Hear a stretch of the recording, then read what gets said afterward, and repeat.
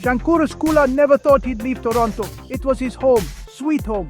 The CN Tower was like his North Star, always guiding him back. But Toronto was changing. It felt different, like something in the air had shifted. The crowds, once fun and exciting, now felt like too much.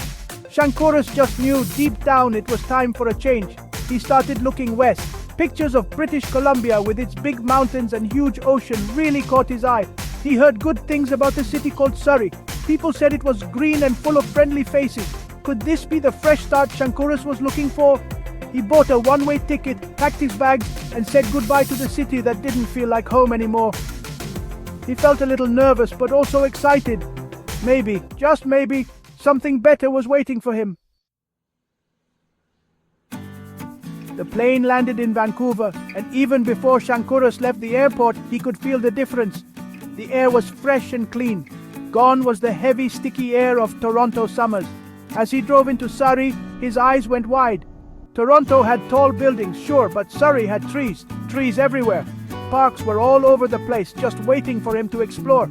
The streets were wider, and life moved at a slower pace. It felt like a whole new world. He found a small apartment near a park.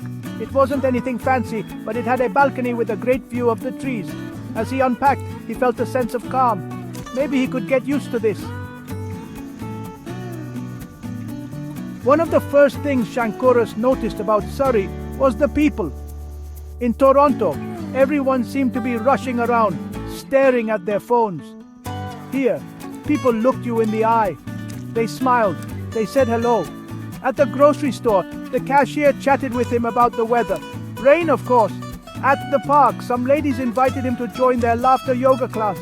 He left feeling energized and surprisingly bendy. Even on the bus, people started conversations. They talked about their families, their gardens, and their favorite hiking spots. Shankourus was amazed. Were people always this nice? He couldn't deny it anymore. Surrey was rainy. It wasn't like a huge thunderstorm, but a constant light rain, a soft tapping on the roof. At first it drove him crazy. He missed the sunshine and the feeling of warmth on his skin. He bought an umbrella, then a raincoat, then rain boots, just in case. But slowly, he started to like it. He liked how the rain made everything green and vibrant. He found a certain peace in the sound of the raindrops. He even caught himself enjoying the smell of the wet ground after a good rain. Maybe, he thought, rain wasn't so bad after all. Part 5. Finding peace in the puddles, why Surrey feels like home. Months passed, each one wetter than the last. Shankourus explored hiking trails, found cool little cafes, and learned to ride the bus. He made friends, real friends, who welcomed him. He found a sense of peace in Surrey that he never had in Toronto. The city noise was replaced by birds singing and leaves rustling. The stress he didn't even know he had started to disappear. He was calmer here, more relaxed. He had traded the excitement of the big city for something much better, peace and quiet. Part 6. From concrete jungle to green oasis, exploring Surrey's natural beauty. Toronto had parks, but they felt more like concrete squares with a few trees. Surrey was different.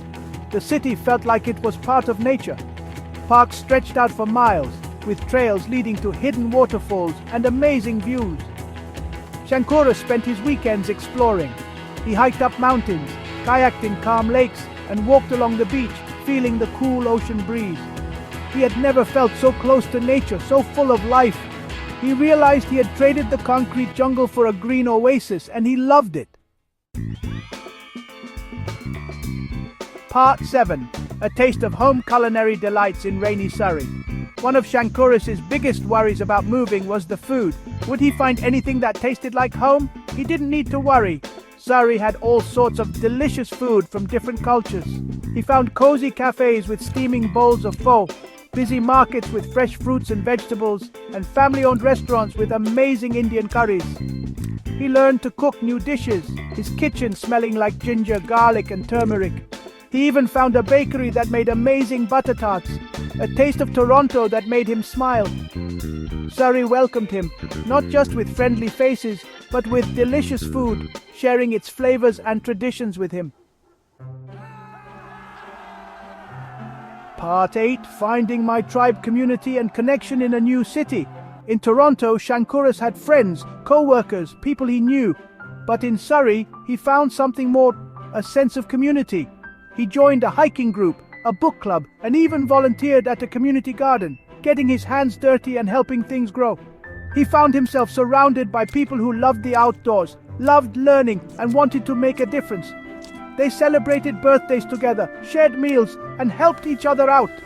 They became his family, a group of people who accepted him for who he was, rain or shine. In Surrey, Shankourus found his people, a community that made him feel truly at home. Part 9. West Coast Dreaming. Shankourus' Surrey story, still unfolding. As the rain fell softly on his window, Shankourus smiled. He was home.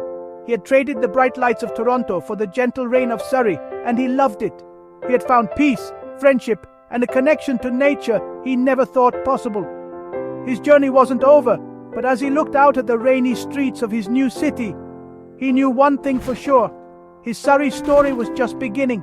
The rain, once annoying, now felt like a reminder of the good life he was building, a life filled with joy, friendship, and lots of rain boots.